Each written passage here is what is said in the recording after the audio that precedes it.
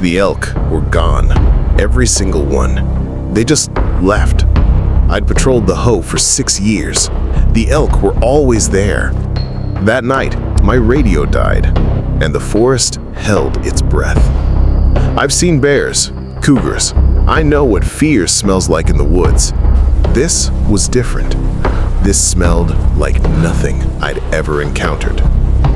Welcome to Trailwatch Tales, where some discoveries change everything.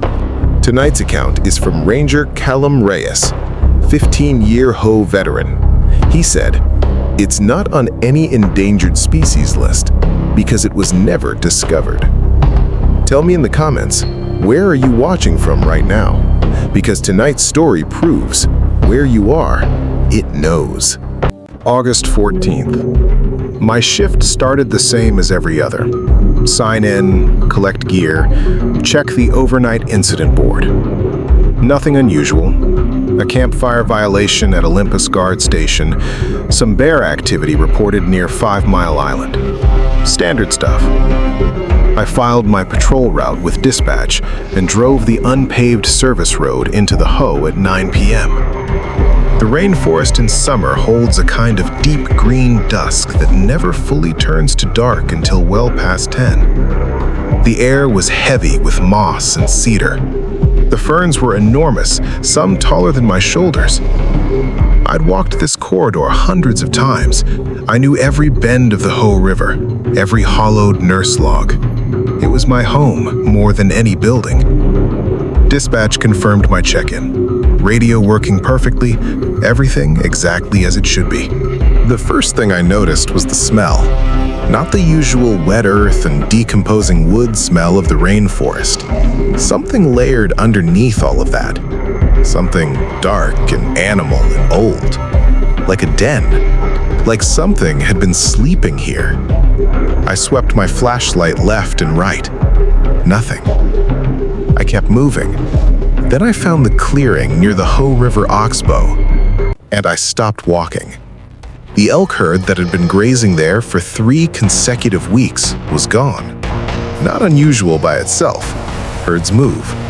But the grass in the clearing was flattened in a massive radius, and in the center of that radius, the earth was torn up, gouged, like something enormous had been digging or dragging.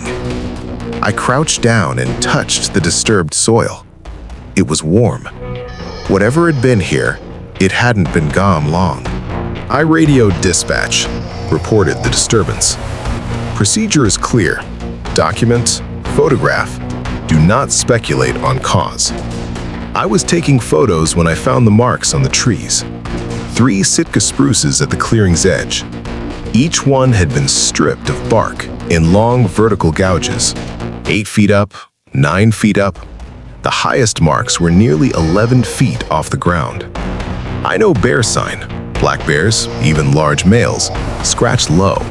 These marks went up, not down.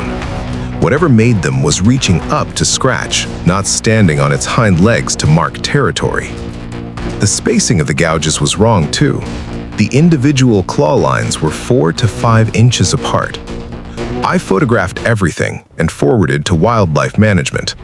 Then I sat in the silence, and I realized the forest was still completely quiet.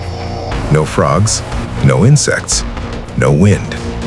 Just the sound of the river and my own breathing. I almost missed the second set of tracks because I was focused on the trees, but my flashlight swept low and caught them, and I felt my chest go cold. They were bipedal, 2 feet, walking upright, stride length over 5 feet, each print roughly 16 to 18 inches long, pressed deep, maybe 2-3 inches into the mud, suggesting extraordinary weight. I've seen hoaxed Bigfoot prints. I know what compression faking looks like, what fake dermal ridges look like. These weren't faked.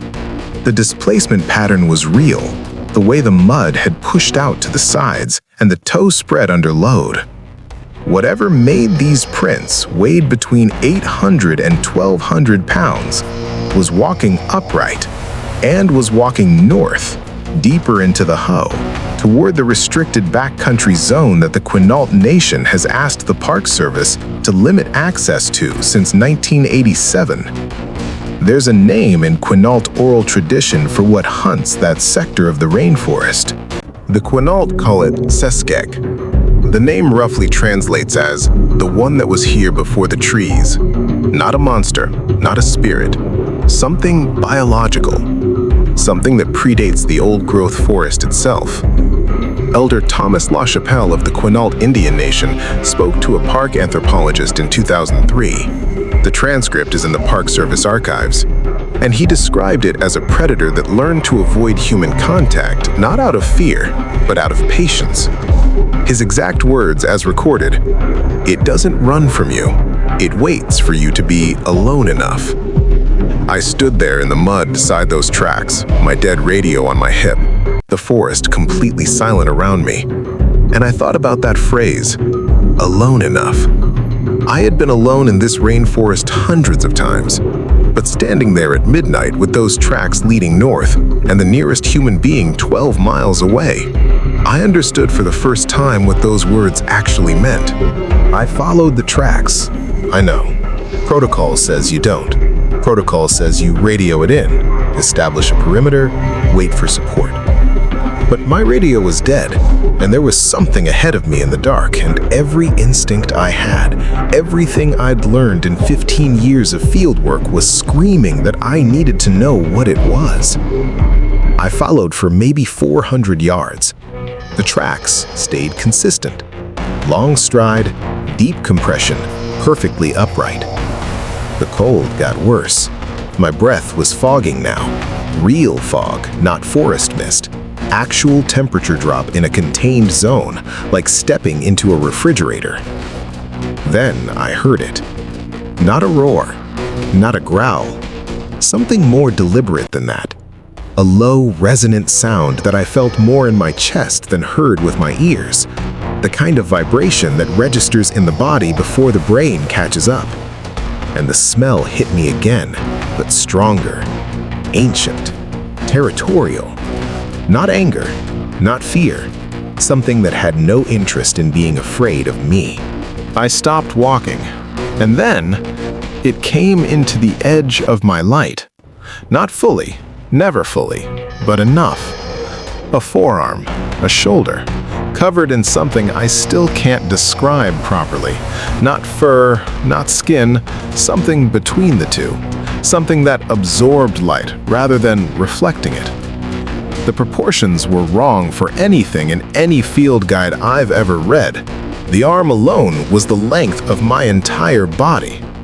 It set something down in the fog, gently, deliberately, and then it stepped back into the dark. In the place it had stood, left behind on the trail, was a single object. I walked toward it on legs I couldn't feel. I picked it up. It was a Quinault Nation woven cedar bracelet, the kind they bury with the dead, still fresh, still green.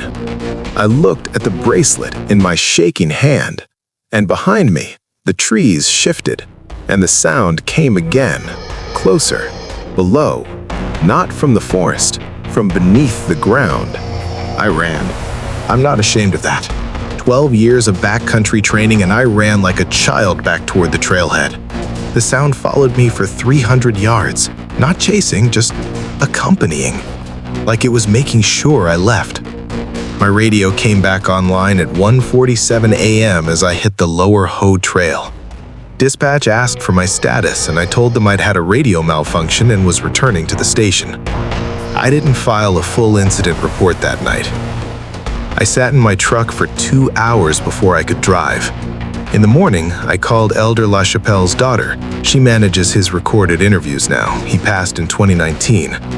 I told her what I'd found, what I'd seen. There was a long silence, and then she said, "Did it show you the bracelet?" I told her yes. Another silence. Then she said, "Then you were supposed to come back. It let you leave." I asked her what that meant. She said her father had written about 3 rangers before me who'd followed those tracks into Sector 7. None of them had been shown a bracelet. I still have the bracelet. I keep it in my desk drawer at the station. Wildlife management reviewed my photographs, confirmed the gouge marks were anomalous, suggested a large unknown mammal, their words, and recommended increased monitoring. No further investigation was initiated. Sector 7 remains open to backcountry travel, though in 15 years I have never once issued a permit for that zone, and every ranger in the Hoh district knows not to ask me why. 3 months after that night, I submitted a formal request to the Olympic National Park superintendent to permanently restrict Sector 7 and the northern Oxbow corridor, citing wildlife safety concerns. The request was denied. I still patrol the Hoh. I still walk the Hoh River Trail at night when I have to, but I never go past mile marker 12 after dark, and I never go alone. Not because of what I might find in the dark, but because of what Elder LaChapelle's daughter said when I asked about the 3 rangers who hadn't been shown a bracelet. She said, "We never found them." Thank you for watching. Share it with your friends, and don't forget to subscribe to the channel. Also, click the bell icon so you never miss any of our upcoming videos.